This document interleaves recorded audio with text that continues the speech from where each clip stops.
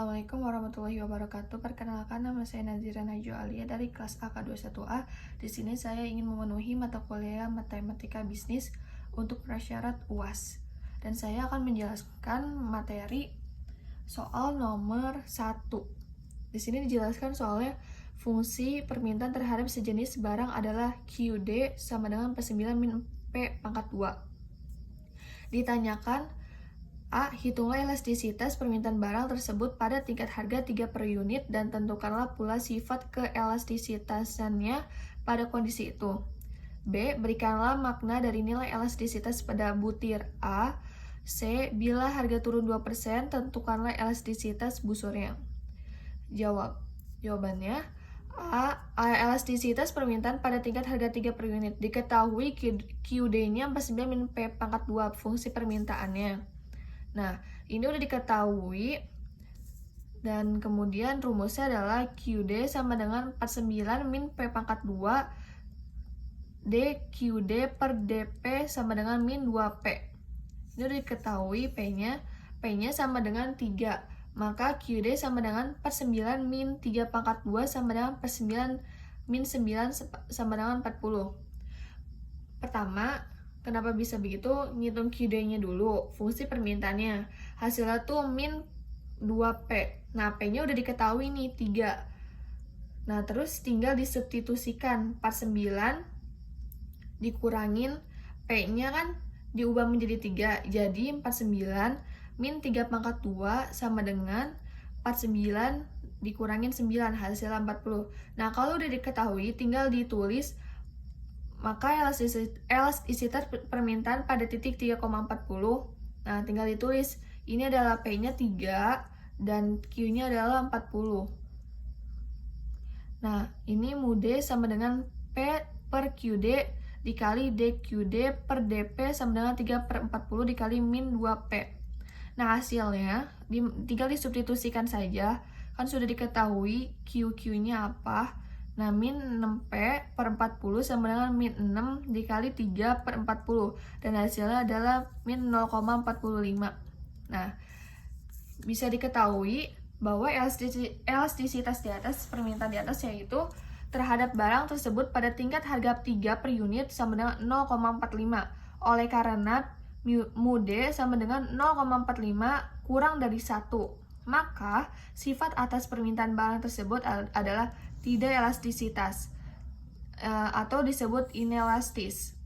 Nah, sekarang menjawab nomor berikanlah bagian yang B. Berikanlah makna dari nilai elastisitas pada butir A. Mu D sama dengan 0,45 memiliki makna bahwa bila harga per unit barang tersebut naik 1%. Naik 1%, maka kuantitas barang yang diminta oleh pembeli turun 0,45%. Nah, kan udah diketahui nih 0,45%. Sebaliknya, bila harga per unit barang tersebut turun 1%, maka kuantitas barang yang diminta oleh pembeli naik 0,45%.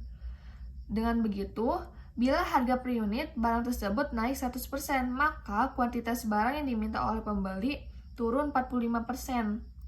Sebaliknya, bila harga per unit barang tersebut turun 100%, maka kuantitas barang yang diminta oleh pembeli naik 45%.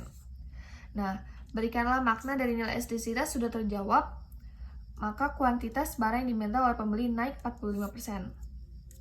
Sekarang saya akan menjawab pertanyaan yang bagian C.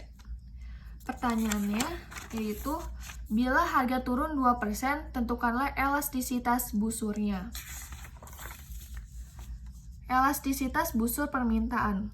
Diketahui perubahan harga delta P sama dengan 2% dikali P sama dengan 2% dikali 3, hasilnya adalah 0,06. Nah, sekarang nyari harga yang baru. Harga baru rumusnya adalah P1 sama dengan P dikurangin delta P sama dengan 3 min 0,06. Di hasilnya adalah 2,94. Dan sekarang kita langkah kedua mencari permintaan baru QD QD1 sama dengan 49 min P1 pangkat 2. Dan kan udah diketahui harga barunya 2,94, P1 itu adalah harga yang baru. Tinggal disubstitusikan 49 min 2,94 pangkat 2 dan hasilnya 40,35.